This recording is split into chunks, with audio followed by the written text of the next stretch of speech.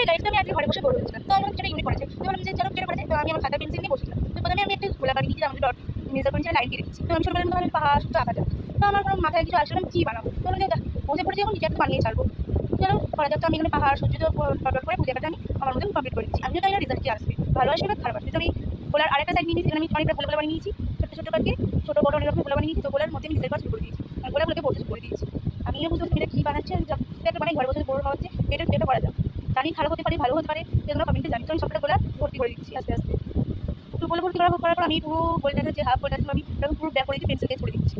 Pencil case করার পর আমি ভাবি আমি কী করবো, তো আমি আস্তে আস্তে আমি আমার সূর্যটাকে কমপ্লিট করে নিচ্ছি। আমি বুঝতে পেরেছি আমি কী আঁকতে চাইছি, সেটা স্টাডিতে আমার ড্রয়িং কমপ্লিট। আমি জানি না ড্রয়িংটা কেমন হয়েছে, হঠাৎ আমার মাথায় এলো আমি এই ড্রয়িংটা করা যায়, কিছু একটা ইউনিক করা যায়। আমি জানি এটা খারাপ হতে পারে, ভালো হতে পারে, কিন্তু কিছু একটা ইউনিক করার সবসময় চেষ্টা থাকা দরকার।